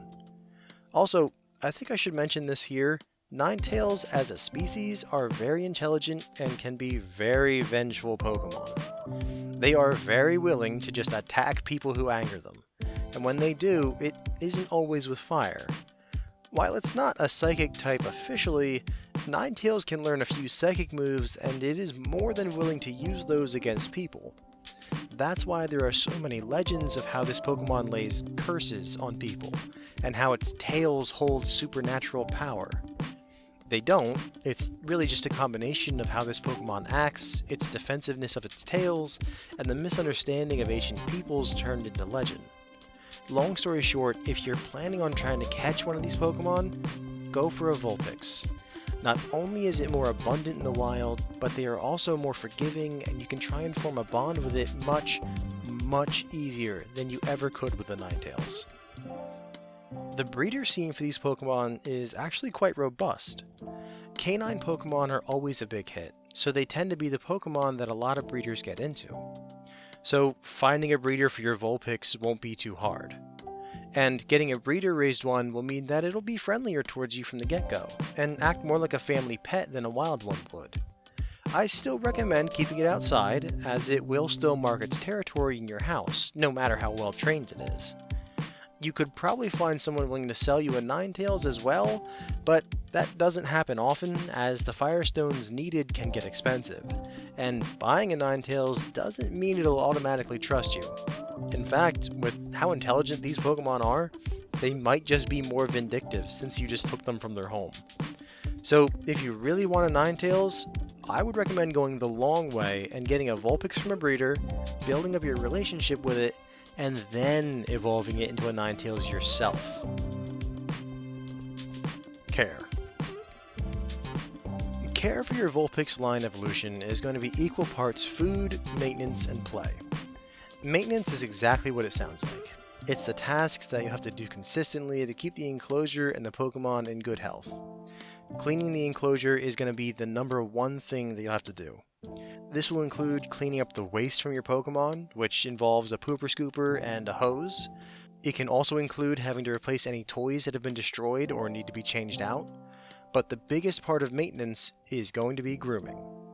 This isn't so much a need for Vulpix as it is for Ninetales, but it's still something that you'll need to do for both of these Pokemon. You should give your Vulpix a bath and brush them at minimum once a week, as those tails can get a lot of muck stuck in them. That should also go up in the molting season, which is going to happen if you live in a place that has warmer seasons. Ninetales, however, is where things may get a bit tricky. Ninetales has all the grooming requirements as Vulpix, but at a much more consistent rate of every other day. Thanks to Ninetales' longer fur and much longer tails, they'll almost constantly be needing brushing and bathing to stay clean. But that inlays the problem. Ninetales generally do not like their tails being touched, and will react aggressively to anyone touching it that they don't trust completely. Which can be a problem if you have a Ninetales that you haven't been able to form a bond with yet. This is one of the reasons that I don't recommend getting a Ninetales right away. To take care of it properly, you're going to need to groom them. But if you try to groom them, you're likely to get a flamethrower to the face. Luckily for those that insist on getting a Ninetales right away, there are grooming companies out there that can take care of this for you. The only reason that I didn't mention them before is because with a Pokemon like Ninetales, it can get pretty expensive. But if you're able to afford it, then that can save you a lot of headache and a lot of time. Since we've touched on how important a bond with these Pokemon is, let's talk about that next. Bonding with these Pokemon will be a big part of keeping them, as most fox-like Pokemon are very skittish around people. So it's going to take a lot of interaction and exposure to you and other people to get them to a point where they're comfortable around you. The best way to do this is to get a young Vulpix, one whose tails have just started to split. A young Vulpix is the best time to try and form a bond with them, as they're more receptive to you being there. It's at this point that you should be getting used to being near it and playing with it as well. Holding it, playing with it using the toys, and just hanging out with it in the enclosure will help that familiarity build. That's all the minimum that you should be doing, but there is more that you can do if you really want to. The Vulpix line are able to be collared and leash trained, allowing you to take them for walks around town. I highly recommend this, as it will not only greatly boost the rate at which your bond forms, but it will also get your Pokemon used to you and other people and Pokemon being around it. Just make sure you do this slowly. As I said, these Pokemon can be very skittish, so don't take them to places like downtown Castelia City right away. A few more details about the bonding/training. These Pokemon, while very similar to other dog Pokemon, are not dogs, and thus they don't take to training as well as most dog Pokemon do. You will have to be persistent and patient to be able to get through to them. Second, if you have a young Vulpix, they will go through a rebellious stage when they become a teenager, becoming a bit nippy and not listening to you very well, if at all. Again, just be patient and keep at it. Eventually, they'll move out of this rebellious stage, and then we'll go back to listening to you just fine. Now, all of this is if you get a young Vulpix. If it's an older one from the wild, or a Ninetales, then you're going to have to put a lot more effort into the training, and you may never be able to collar it and take it for a walk. The most you can probably hope for is a good relationship with them while they're in their enclosure. The last thing to go over in the care section is food. As I'm sure that many of you have guessed, meat is going to be a big part of these Pokemon's diet. But it won't be only meat, as these Pokemon are actually omnivores, so they eat berries and grains as well. After some research, I found what I consider to be a decent diet for these Pokemon. For Vulpix, you're going to start with 3 pounds of ground poultry for a base, either P-Dove or Pidgey. Then, on top of that, you're going to add 2 cups of hearty grains, 3 chopped hard-boiled eggs, which include the shells, and 2 cups of diced kelpsie, corn, and other berries. Really, you could add in any other berries that you want to, but avoid giving them grappa and tomato berries, as they can't digest them and it ends up not being good for their stomachs. For Ninetales, it will all be the same diet as Vulpix, but just in higher amounts. You'll instead need 4.5 pounds of meat, 3 1/3 cups of hearty grains, 5 chopped hard-boiled eggs, and 3 1/3 cups of the diced berries. Once you have all the ingredients, roll and mix them all together thoroughly and divide them into 16 equal portions. Wrap those tightly in saran wrap to keep them good, and then place them in the freezer for later days. Each of these portions that you've made is going to be one meal. There will be 2 feedings a day, one in the morning and one at night. So when feeding time comes, take a serving out to thaw.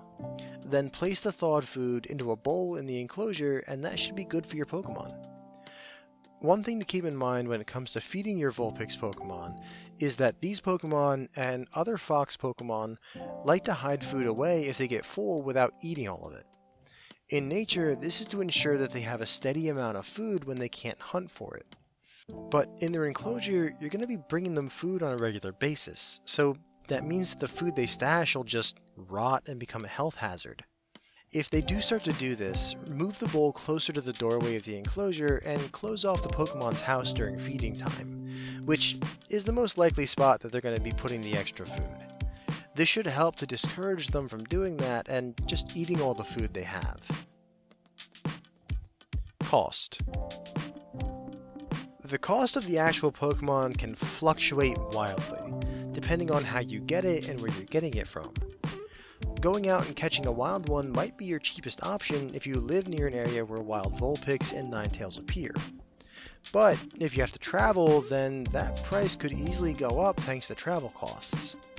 And then you'll need to invest a lot of time into the training and bonding with the Pokemon, which will be even harder because it's from the wild and more inclined to mistrust you. Getting one from a breeder will somewhat remove this time need, but it means that you'll be paying for that pleasure, which is going to make the price soar upwards.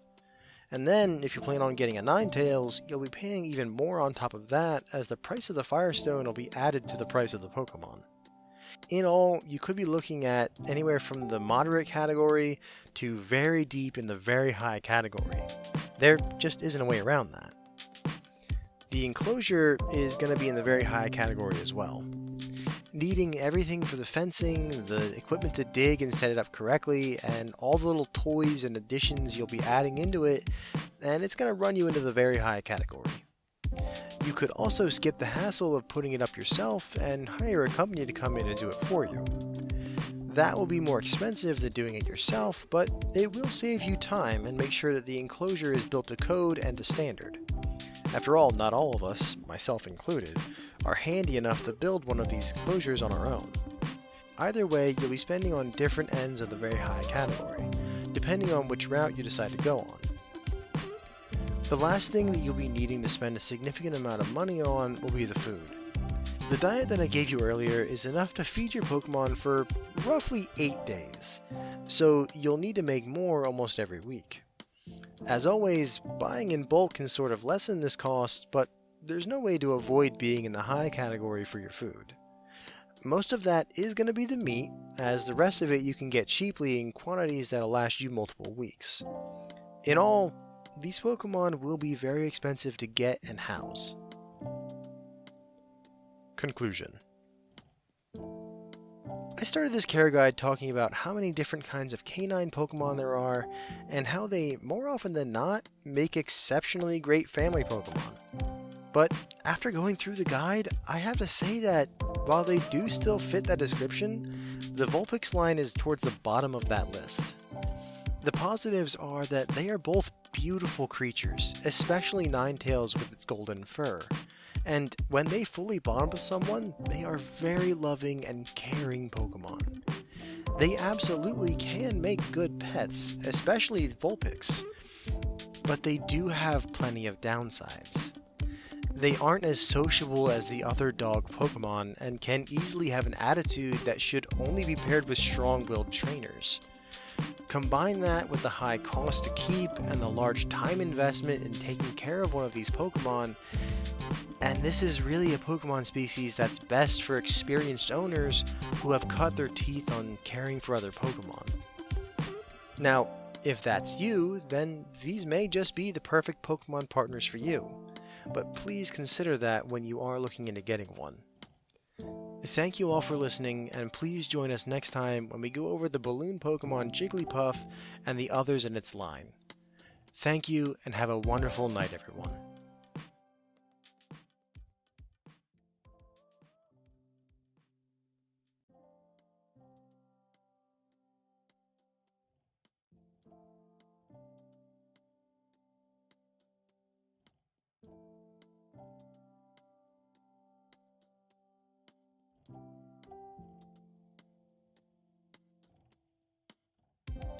There aren't that many fairy types in the Kanto region.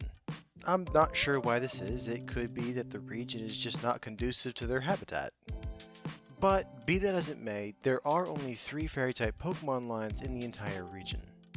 We've actually already talked about one of them, the Clefairy line. The last one that we'll cover is going to be the Mr. Mime line, which I'm personally not a fan of. And then the last one, the one that we'll be going over today, is the Jigglypuff line. Hello everyone, and welcome to the Pokemon Care Guides, where we go through and talk about how to keep and raise a Pokemon species in your very own home. Today, as I've already said, we'll be talking about the big pink Pokemon of the Jigglypuff line, which does not actually start with Jigglypuff. Years after the first Pokedex was created, it was discovered that there was actually a pre-evolution to Jigglypuff, Igglybuff. Igglybuff is a small, 1-foot tall Pokemon weighing in at only 2 pounds on average, which makes it the lightest Pokemon that we've covered so far.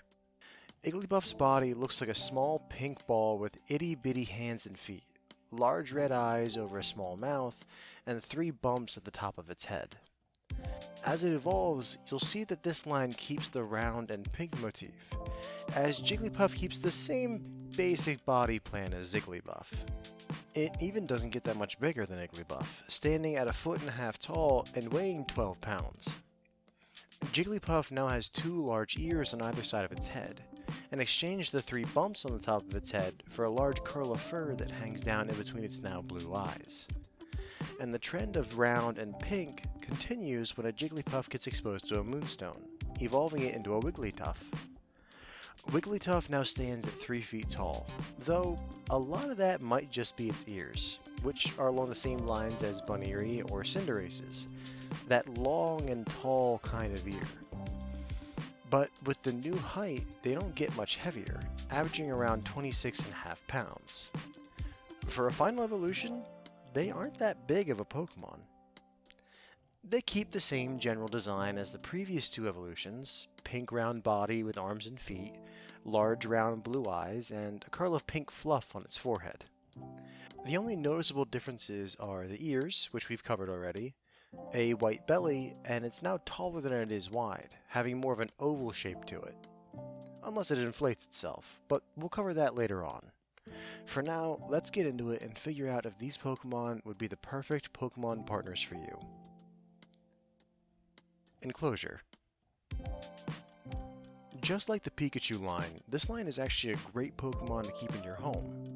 They're very family-friendly Pokemon line, especially if you have kids. Because they'll be staying in your home with you, the good news is that you won't have to build a terribly big enclosure for them to keep them correctly. That's not to say that you won't have to make accommodations, you absolutely will, especially when talking about Igglybuff. Now, I'm going to repeat my earlier statements from other guides, that you should not be owning a baby Pokemon like Igglybuff unless you are specifically qualified and there are extenuating circumstances. These Pokemon are best left with the family of other Jigglypuff evolutions, no matter whether that's in the wild or in a breeder-raised group. And that's because of its bouncing. A big part of these Pokemon's biology is the fact that their skin has a very rubbery feel to it, almost to the point that they have the consistency of a Super Ball. And this is at its most extreme with Igglybuff. It functions as a defense mechanism against predators, making it very hard for moves to do effective damage against them and providing them an easy way to escape, as the rubberiness is so extreme that the Igglybuff will just bounce away from whatever it hits. The elasticity is so high in this Pokemon that it acts just like a Super Ball, rebounding off any surface that it hits and bouncing around. This is why the Pokedex has so many entries on this Pokemon saying that it'll bounce forever. That's not true, it will eventually stop bouncing, but it'll keep going for some time. That's great in the wild, where it needs to escape from predators and there are other Jigglypuff and Wigglytuff to catch it and absorb the bounce, but when being kept in an enclosure, then it can be a bit of a problem. Like I said, these Pokemon do very well as household Pokemon, but if you're planning on having your Igglybuff in your home, then you're going to need to make sure that if your Igglybuff does start bouncing, which it will at some point, then it won't start breaking things. So what I suggest is keeping your Igglybuff in a single room of your house and making sure that there isn't anything in there that couldn't take a bounce from this Pokemon. So small knickknacks, picture frames, electronics, they should all be removed. Aside from that, you should give them a ceramic food and water dish, some toys, a nice soft Pokemon bed, the basic stuff that most Pokemon need. Then, to get your Pokemon well accustomed to the rest of the house, you should let it out to explore the area, under supervision, of course. This will help you build a bond with the Igglybuff so that it can evolve, and it'll get it ready to have free reign of the house when it does so. Which brings us to Jigglypuff and Wigglytuff. When your baby Pokemon does eventually evolve, you'll be able to allow your Pokemon to have the run of the house, as past the first evolution, the rubberiness in their body doesn't allow them to be as bouncy as their younger evolution. Instead, they'll use their rubberiness to suck in a bunch of air and expand how big their body is. They do this to allow them to sing for longer as a Jigglypuff, or act as a defense mechanism as a Wigglytuff, which we'll cover the singing and expanding thing when we get to the care section of the guide. For now, the best thing to understand is that these Pokemon don't really need very much to make your house a good enclosure for them. They'll need a bigger bed and a bigger food and water dish, but other than that, you don't need any kind of special equipment to house them or make sure that they're taken care of. It's a nice change of pace compared to the other species that need entire environments to be terraformed just for them to be housed. When talking about Pokemon that can be housed with these Pokemon, it'll be limited by Pokemon that can be housed in your home with them. So clearly it won't be anything that actively has dangerous material as part of its body, like a Magcargo or a Muck. Nobody's going to be keeping things like that in their home. Plus, you'll want to avoid Pokemon that'll be more confrontational than friendly. That's because when a Jigglypuff or a Wigglytuff feel threatened, or they're trying to defend someone they care about, they'll use their rubbery bodies to expand massively in size, trying to intimidate the other Pokemon. And a Pokemon expanding 2 or 3 times its size in all dimensions simply because your other Pokemon got a bit snappy can cause some problems when it happens inside your house. Best to make sure that any Pokemon you try to keep with them are friendly, which I'm assuming will be the case if you're keeping them in your house. Availability. The Jigglypuff line is another one of the lines that aren't hard to find in the wild and have even spread to the rest of the regions from the Kanto region, but they only exist in a few spots in those regions. So you have this weird middle ground as they are readily available, but you might need to travel to find one if you don't live in the right spots. They don't even have a specialized environment that's keeping them in those small environments. They just don't spread very far. Places like Route 3 in Kanto, Route 115 in Hoenn, and Route 6 in Alola. Every region has a route or an area that is the Jigglypuff route. And that is only the middle evolution. If you're looking for an Igglybuff, then I have to wish you good luck. They don't often leave the nests, as the rest of the nests don't let them get very far. And their nests are well hidden, so finding one of those in the wild is going to be very hard. When it comes to Wigglytuff, moonstones are very rare to come across in the wild. The odds for a wild Jigglypuff to come into contact with a moonstone to evolve is very low. It's more common for them to do this in the Isle of Armor, but that's really the only place that I've been able to find where this happens relatively commonly. But even then, it's not going to be a quick catch. As for the breeder scene, these Pokemon are actually pretty common. The reason for that is the fact that these Pokemon make great Pokemon for kids. With their squishy nature, how cute they are, and the fact that they'll bond with any family they're introduced to, these are almost the ideal Pokemon to give to a child. In fact, many people around the world use these Pokemon as sleep aids, as Jigglypuff's singing can put you to sleep, and Wigglytuff is a simply sublime cuddler. All of these factors, plus them being not too hard to raise, means that a lot of breeders out there have specialized into raising this kind of Pokemon. Mind, you shouldn't be able to find an Igglybuffs for sale, but Jigglypuff will be easy to find online. A Wigglytuff might be tougher to get, as a Moonstone can be pretty expensive to buy, but with how popular these Pokemon are as house pets, there are breeders out there willing to eat that cost just to sell a higher priced evolution. It just might take a bit more time to find one of them as opposed to a Jigglypuff. Care. The care for these Pokemon really isn't that complicated. They don't really have any special requirements or difficult handling needs. In fact, these Pokemon make great Pokemon for young kids, like I've said. Not Igglybuff, a young kid might be too rough with a baby Pokemon like that. But Jigglypuff loves to sing for those that it cares about, and that singing can cause drowsiness in those that listen, leading to an easy nap time in young kids. And Wigglytuff, if you're willing to spend the money for the Moonstone, are amazing cuddle buddies. Their elastic body and super soft fur is apparently incredibly comfortable to hold and cuddle with, almost like a big living stuffed animal, which again would be great for kids. And honestly, the care requirements for these Pokemon are easy enough that the majority of it can be handled by the kids themselves. giving them an easy way to learn a bit of responsibility and get used to what caring for a Pokemon can be like. The only part of it that you as a parent may need to step in for would be training, as training them can be kinda tricky. Coming off the tail end of that, let's go right into the training. These Pokemon don't need training like the Charizard line or the Nidoran lines do. While these lines don't usually get territorial or aggressive like those two lines I mentioned, they do have a few behavioral quirks that can be irritating to deal with if left unchecked. One of those things is Jigglypuff singing. When a Jigglypuff is happy or excited or simply content, they have a tendency to burst into song. That, in and of itself, is not an issue, as from what I can tell from recordings online, the overwhelming majority of people agree that the singing is actually quite sweet and soothing. But in that lies the issue. Jigglypuff's singing has a quality to it that makes people and other Pokemon drowsy and fall asleep, which I'm sure you can think of a few situations where that would be an unwelcome or even dangerous thing to have happen. So you'll need to train it when and where to do so. As well, if you do decide to get a Wigglytuff, then you'll need to focus on teaching them not to inflate when they get too upset. Wigglytuff have the ability to inflate their bodies to, quite frankly, ridiculous proportions. However, this is a thing that they should be encouraged to do outside, as it's how they attempt to intimidate or ward off attacking wild Pokemon. The best way to train both Jigglypuff and Wigglytuff is to use positive reinforcement to get those behaviors to stick. So you'll need to teach them commands to sing and to inflate. So choose a word that you want your Pokemon to associate with that action. Really, it can be any word, but something like speak or big are usually the best. They're short and descriptive.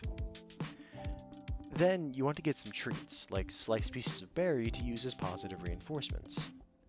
As for the training itself, it's actually quite simple. Take some time out of your day, maybe like an hour, to sit with your Pokemon. And the goal here is to get them to do the action you want. This can usually be achieved through playtime or interaction with you or another Pokemon. When you see them start to do that action that you want to act happy and give them the treat while saying that word. This will help to form a connection between that word and the action. Then, later on, you should start to try speaking the word first, and see if it gets your Pokemon to do what you want it to. It shouldn't take too long for the desired result, as these Pokemon are fairly smart, but it can also vary based on the individual. As well, this training should help curb them doing these things at unwanted times, since they'll learn that only doing it on command will get them a treat and a positive reaction from you. Like I said before, it's an important but simple necessity for these Pokemon. When it comes to food, a big thing to keep in mind is how their skin needs to stay elastic and stretchy. Jigglypuff uses this stretchiness to expand when singing, and Wigglytuff uses it as a defense mechanism, like how I mentioned in the training section. Keeping these Pokemon's skin stretchy will help keep them healthy and happy. This means that you'll need to give them berries with plenty of natural vitamins and minerals in them, or give them supplements along with whatever food you give them. The best berries that I've found that give the most amount of vitamins are the Duran berry and the Mangosteen berry. Of course, with the hard shells in these berries, you'll have to peel and crack them open for these Pokemon. As for the amount, Igglybuff is going to need the least amount, but the most feedings thanks to its status as a baby Pokemon. This means 3 meals a day, each at 2 ounces of sliced and mashed berries. This is to make sure that they get all the nutrients they need so they grow healthy. But also the feedings will cause you to build up the trust and relationship faster, allowing them to evolve quicker. As a Jigglypuff, you can go down to the usual 2 feedings, but you'll have to increase it to 5 ounces of food per meal. And you'll no longer have to mash or slice the berries, just crack them open or peel them. And it remains the same routine for Wigglytuff, just another amount increase, now feeding them 10 ounces of food for each meal. Overall, a fairly simple meal plan when compared to a few other Pokemon that we've covered. The last thing that I'm going to mention here is grooming, and it's a pretty small section. The only thing is that the curls of fur on Wigglytuff and Jigglypuff will need brushing and washing from time to time. They can end up getting tangled and matted if left alone, so you'll need to keep an eye out for that. Cost. Really, these Pokemon are going to be very cheap to house and to keep. Like, their enclosure is just going to be your house. And you don't even need to buy specialized insulated materials like you did with the Pikachu line. some toys, a food and water dish, and maybe a bed if you don't want it sleeping in your bed with you. So for everything in this enclosure, you'll be in the very low category, which isn't something I get to say very often. Food will also be in the very low category. Mangosteen berries can be bought in bulk for a pretty cheap price, and one duranberry is large enough and has enough edible flesh in it that just one fruit can last you a while. Especially since you're going to be mixing it with the mangosteen berries. Which can be nice in your wallet, but just make sure that the rest doesn't go bad before you can use it, as that'll make things way more expensive. Unfortunately, the Pokemon itself is where the very low category doesn't apply. It's not because they're hard to find. Like I said earlier, they are available in the wild in every region, and they are common in the breeder circuit because they are so popular for children. But it's that popularity that leads to an increase in price. People are oftentimes willing to pay a lot more for these Pokemon than what their common status would usually lead to. And if people are willing to pay that price, then breeders are willing to charge it. Circle of life, I guess. So yeah, the Pokemon itself is going to be in the high category. Maybe even the very high if you go to one of the well-established breeders. And don't forget that if you want to buy a Wigglytuff right away, then you'll be paying more for that as well, since moonstones are expensive. Or you could go out and catch one for the price of a Pokeball. Up to you if you're willing to make the trek to wherever the closest population is. Conclusion. I think these Pokemon are perfect for children. They're gentle, affectionate, and caring Pokemon that are almost designed to be stuffed animals. Their squishy bodies and super soft fur mean that any parent with small kids looking for a good family Pokemon need look no further. Or even if you're someone who just wants a nice cuddly Pokemon that'll be happy to hang out with you, then these are great for that as well. I could not recommend these Pokemon enough, and I would even be willing to tell people that paying for the Moonstone is a great investment as well. This whole line is simply fantastic. Thank you so much everyone for tuning into this episode of the Pokemon Care Guides. Please join us again next time when we go over the cave-dwelling Pokemon Zubat and its evolutions. Have a wonderful night everyone.